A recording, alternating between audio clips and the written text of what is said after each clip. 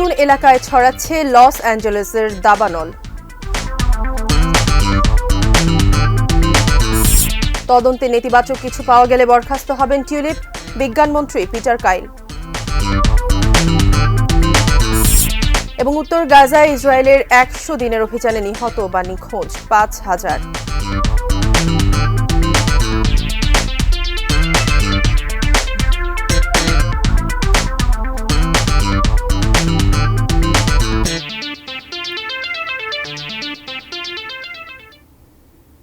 এটি নিউজ দেখছেন। দেশের বাইরের খবরাখবর নিয়ে এটি নিউজের নিয়মিত আয়োজন অ্যারাউন্ড দ্য ওয়ার্ল্ডে আপনাদের আমন্ত্রণ জানাচ্ছি। আমি মারিয়া শিমু। শুনছিলেন সংবাদ শিরোনাম, এবারে বিস্তারিত জানাচ্ছি। টানা ৬ দিন ধরে ভয়াবহ দাবানলে পুড়ছে যুক্তরাষ্ট্রের লস অ্যাঞ্জেলস। এ পর্যন্ত প্রাণহানি বেড়ে দাঁড়িয়েছে ২৪ জনে। এই দাবানল ছড়িয়ে পড়েছে ব্রেন্টউড এবং অত্যন্ত ঘন বসতিপূর্ণ সান ফার্নান্দো উপত্যকার দিকে। আগামী কয়েকদিনে পরিস্থিতি নাটকীয়ভাবে খারাপের দিকে মোড় নিতে পারে বলে আশঙ্কা করা হচ্ছে। আগামীকাল মঙ্গলবার দিনের শুরুতে বাতাসের গতি ঘন্টায় ১১০ কিলোমিটারের বেশি উঠতে পারে বলে পূর্বাভাস দিয়েছে জাতীয় আবহাওয়া অধিদপ্তর। এটা হলে সুনির্দিষ্ট বিপজ্জনক পরিস্থিতি ঘোষণা করা হতে পারে। এখনও দাবানল কমার আশার আলো দেখা যাচ্ছে না, বরং বিপজ্জনক ঝোড়ো বাতাসের গতি বাড়ার সতর্কতা জারি করেছেন সংশ্লিষ্ট কর্মকর্তারা। অগ্নি নির্বাপন কর্মীরা সতর্ক করে বলছেন, বাতাসের এমন ঝোড়ো গতি দাবানলের শিখা আরও বাড়িয়ে দিতে পারে। এর কারণে নতুন নতুন এলাকায় দাবানল ছড়িয়ে পড়ার আশঙ্কা রয়েছে। শতাধিক অগ্নি নির্বাপন কর্মী পাঠিয়েছে মেক্সিকো ও কানাডা।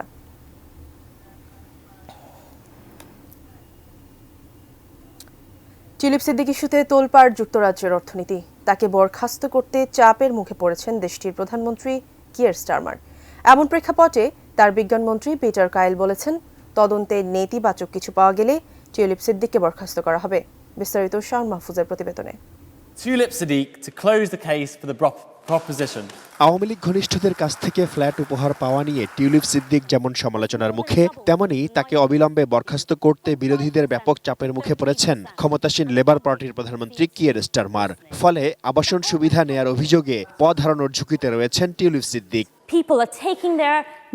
এমন প্রেক্ষাপটে স্কাই নিউজকে দেয়া সাক্ষাৎকারে বিজ্ঞানমন্ত্রী পিটার কাইল বলেছেন, তদন্তে নেতিবাচক কিছু পাওয়া গেলে টিউলিপ সিদ্দিককে বরখাস্ত করা হবে বলে প্রতিশ্রুতি দিয়েছেন প্রধানমন্ত্রী। তবে তার মতে তদন্তটা সুষ্ঠুভাবে সম্পন্ন করা দরকার এবং এটাই এখন সঠিক প্রক্রিয়া। এর ফলাফল যাই আসুক, প্রধানমন্ত্রী সে অনুযায়ী অবশ্যই ব্যবস্থা নেবেন বলে আশ্বস্ত করেছেন বিজ্ঞানমন্ত্রী Peter Kyle. That inquiry needs to go through. I think that that's the appropriate way forward. I'm giving it all the space it needs to do. I'll be listening for the outcome, as the Prime Minister will be. সম্প্রতি নিজের বিরুদ্ধে ওঠা অভিযোগ তদন্তের আহ্বান জানিয়েছেন tulip. British প্রধানমন্ত্রীর স্বাধীন তদন্ত বিষয়ক উপদেষ্টা লাউরি ম্যাগনাসকে লেখা চিঠিতে মন্ত্রী পর্যায়ের কোনো আচরণবিধি ভঙ্গ করেছেন কিনা তা খতিয়ে দেখতে বলেছেন টিউলিপ।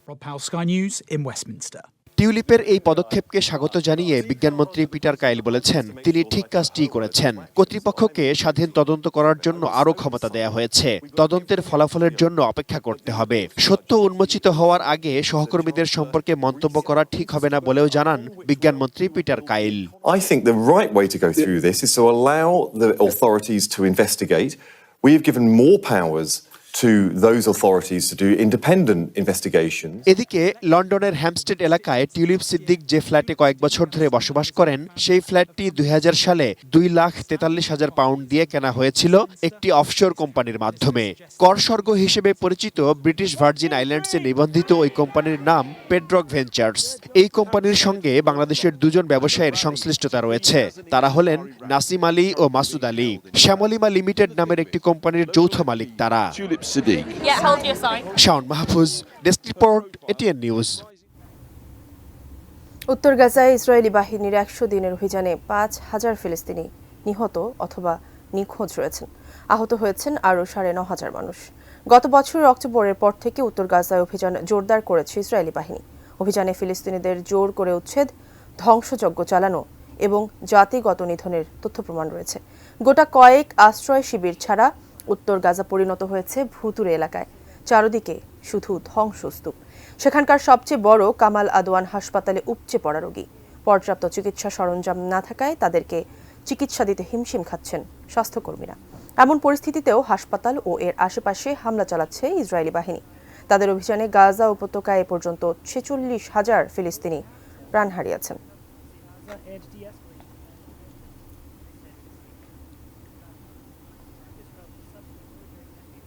ইসরায়েলের প্রধানমন্ত্রী বেনিয়ামিন নেতানিয়াহুকে অবিলম্বে গাজায় যুদ্ধবিরতির আহ্বান জানিয়েছেন মার্কিন প্রেসিডেন্ট জো বাইডেন।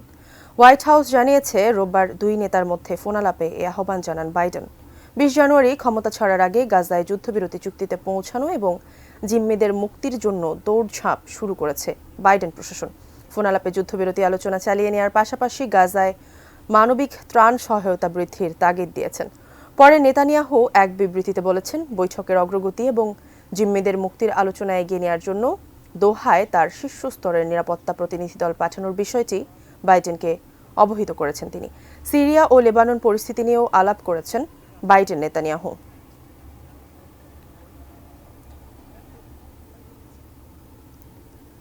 সিরিয়ার ওপর থেকে নিষেধাজ্ঞা প্রত্যাহারের বিষয়ে আলোচনা করার জন্য চলতি মাসের শেষে বৈঠক করবেন ইউরোপীয় দেশগুলোর পররাষ্ট্রমন্ত্রীরা।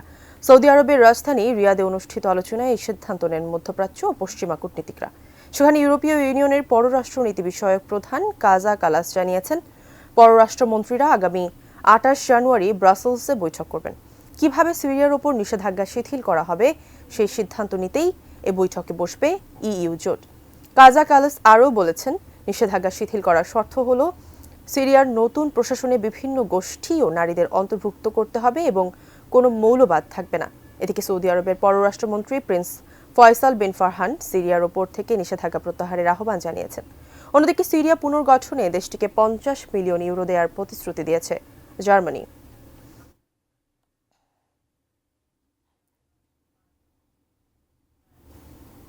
অ্যারাউন্ড দ্য ওয়ার্ল্ডে নিচ্ছি বিরতি। বিরতির পর আরও যা থাকছে। নারীদের মানুষ মনে করে না তালেবান সরকার, বললেন মালালা ইউসুফজাই। এবং শুরু হলো ঐতিহ্যবাহী মহাকুম্ভ মেলা।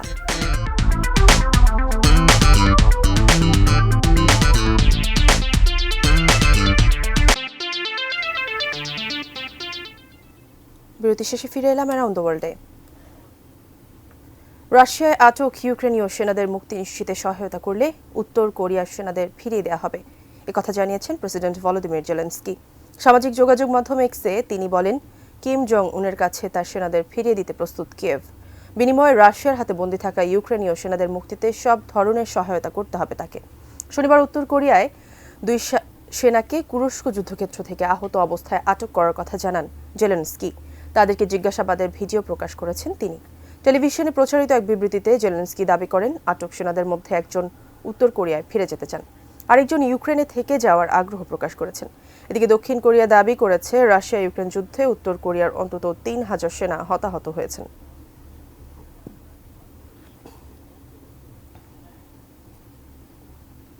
আফগানিস্তানের তালেবান সরকার নারীদের মানুষ হিসেবে গণ্য করে না বলে মন্তব্য করেছেন নোবেল পুরস্কারজয়ী মালালা ইউসুফজাই। তালেবান সরকার ও তাদের দমনমূলক নারী নীতিমালাকে চ্যালেঞ্জ করতে মুসলিম নেতাদের প্রতি আহ্বান জানিয়েছেন তিনি। ইসলামী দেশগুলোতে নারী শিক্ষা নিয়ে পাকিস্তানে আয়োজিত এক আন্তর্জাতিক সম্মেলনে দেওয়া বক্তব্যে মালালা এমন আহ্বান জানান। মুসলিম নেতাদের উদ্দেশ্যে মালালা বলেন, নারীদের পড়াশোনা ও কাজ করতে না দেয়া সহ তালেবানের আরও যে নীতিমালাগুলো আছে তাতে ইসলামিক কিছুই নেই। মালালার বয়স যখন 15 বছর, তখন তিনি এক তালেবান বন্দুকধারীর হামলার শিকার হন। তিনি মাথায় গুলিবিদ্ধ হয়েছিলেন। নারী শিক্ষার পক্ষে কথা বলায় তাকে হামলার লক্ষ্য করা হয়েছিল। গুরুতর আহত অবস্থায় চিকিৎসার জন্য মালালাকে যুক্তরাজ্যে নেওয়া হয়। 2012 সালের হামলার পর থেকে মালালা হাতে গোনা কয়েকবার পাকিস্তানে ফিরেছেন।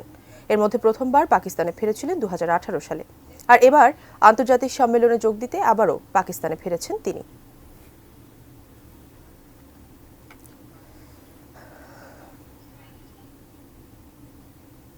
দেশজুড়ে অভিযান চালিয়ে 19,418 জন অবৈধ অভিবাসীকে গ্রেপ্তার করেছে সৌদি আরবের আইনশৃঙ্খলা বাহিনী। গ্রেপ্তারকৃতদের মধ্যে 10,000-এরও বেশি প্রবাসীকে তাদের নিজ নিজ দেশে ফেরত পাঠানো হয়েছে। গত 2 জানুয়ারি থেকে 8 জানুয়ারি পর্যন্ত চলেছে এই অভিযান। গ্রেপ্তারকৃতদের মধ্যে 11,787 জনের বিরুদ্ধে বৈধ নথি ছাড়া বসবাস, 4,380 জনের বিরুদ্ধে সীমান্ত আইন লঙ্ঘন এবং 3,251 জনের বিরুদ্ধে শ্রম আইন লঙ্ঘনের অভিযোগ রয়েছে। গ্রেপ্তারকৃতদের মধ্যে সীমান্ত দিয়ে অবৈধভাবে প্রবেশের অভিযোগ রয়েছে 1,221 জনের বিরুদ্ধে। এই গ্রেপ্তারদের মধ্যে 42% ইয়েমেনের, 56% ইথিওপিয়ার এবং বাকি 2% অন্যান্য দেশের নাগরিক। এছাড়া অবৈধ প্রবাসীদের আশ্রয়, চাকরি ও যাতায়াত পরিষেবা প্রদানের জন্য 19 জনকে এবং যথাযথ কর্তৃপক্ষের অনুমতি ছাড়া দেশ ত্যাগের চেষ্টা করার অভিযোগে আরও 136 জনকে গ্রেপ্তার করেছে সৌদি নিরাপত্তা বাহিনী।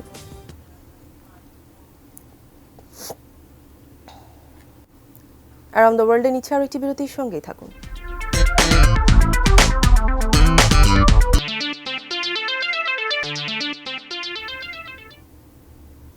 বিরতির পর আবার আমন্ত্রণ, দেখছেন অ্যারাউন্ড দ্য ওয়ার্ল্ড। রাশিয়ার 2টি তেল উৎপাদক কোম্পানি ও 183টি তেলবাহী জাহাজের ওপর কঠোর নিষেধাজ্ঞা আরোপ করেছে যুক্তরাষ্ট্র। এতে রুশ তেলের শীর্ষ ক্রেতা ভারত ও চীনে জ্বালানি সরবরাহ ব্যাহত থাকবে। নতুন নিষেধাজ্ঞার ফলে চীন এবং ভারতের তেল পরিশোধক কোম্পানিগুলোকে এখন মধ্যপ্রাচ্য, আফ্রিকা এবং আমেরিকার দেশগুলো থেকে তেল আনতে হবে। এতে তাদের খরচ বাড়বে। নিষেধাজ্ঞা কবলিত তেল ট্যাঙ্কারগুলো গত 1 বছরে চীনে দৈনিক প্রায় 9 লাখ ব্যারেল রুশ অশোধিত তেল সরবরাহ করেছে। এই তেল সরবরাহ এখন 1 লাফে অনেক কমে আসবে।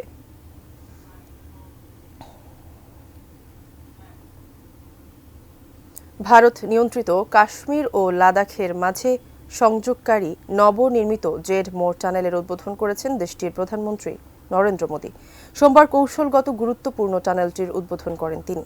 পাশাপাশি জজিলা পাস নির্মাণেরও প্রতিশ্রুতি দিয়েছেন প্রধানমন্ত্রী। টানেলটির মাধ্যমে কাশ্মীর ও লাদাখের মধ্যে সারা বছর যোগাযোগ ব্যবস্থা আরও সহজ হয়ে উঠবে। এর মাধ্যমে ভূমিধস ও তুষারপাত এড়িয়ে লাদাখের দুর্গম অঞ্চলে প্রয়োজনীয় ওষুধ ও খাদ্য সামগ্রী পৌঁছানো সহজ হবে। এছাড়া পর্যটনের পাশাপাশি প্রতিরক্ষা ব্যবস্থায়ও গুরুত্বপূর্ণ ভূমিকা পালন করবে টানেলটি। ৮৬৫০ ফুট উচ্চতার অবস্থিত ৬.৫ কিলোমিটারের সুড়ঙ্গটি নির্মাণে ব্যয় হয়েছে ভারতীয় মুদ্রায় প্রায় ২,৭০০ কোটি টাকা।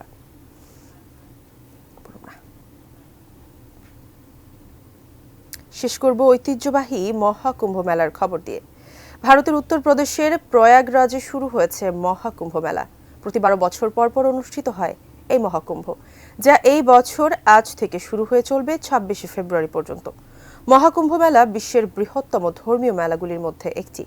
এবছর সারা বিশ্ব থেকে অন্তত ৪০ কোটি ভক্ত অংশগ্রহণ করবে বলে জানিয়েছে কর্তৃপক্ষ।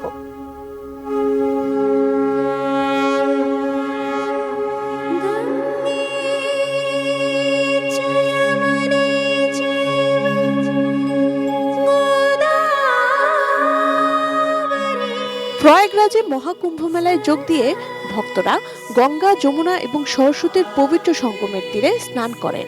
কথিত আছে এখানে স্নান করলে সকল প্রকার পাপ থেকে মুক্তি পাওয়া যায়।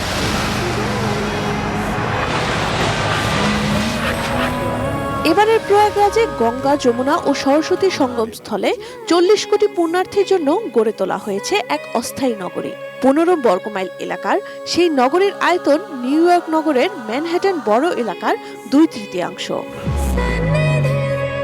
মহাকুম্ভে একটি ৫,০০০ বর্গফুটের ইন্ডিয়া প্যাভিলিয়ন স্থাপন করেছে দেশটির পর্যটন মন্ত্রণালয়, যেটি মূলত বিদেশি পর্যটক, পণ্ডিত, গবেষক, ফটোগ্রাফার, সাংবাদিক ও প্রবাসীদের সাহায্যের জন্য তৈরি।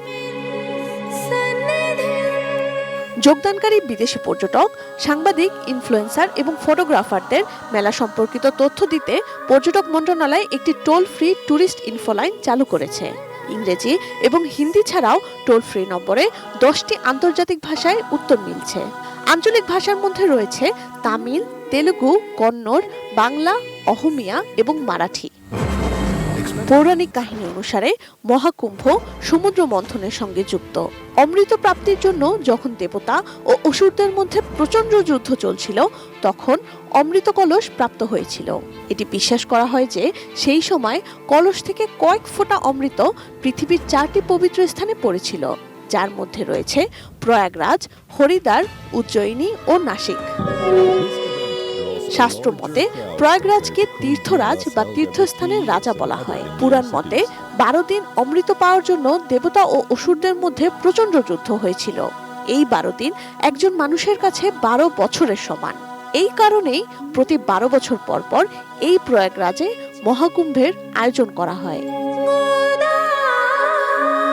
Sanjida Sylvia, desk report, ATN news.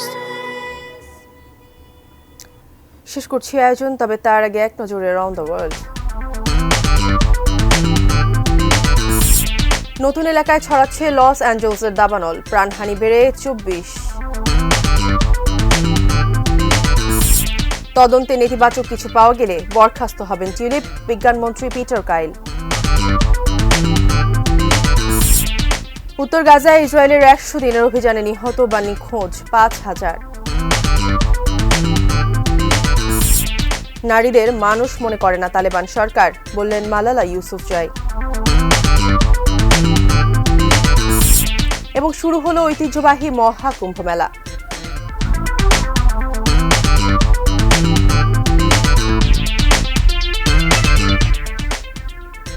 এই ছিল অরুণ দ্য ওয়ার্ল্ডের সর্বশেষ। কাল আবারও দেখা হবে একই সময়। সে পর্যন্ত সবাই ভালো থাকুন, দেখতে থাকুন এটি নিউজ। ধন্যবাদ।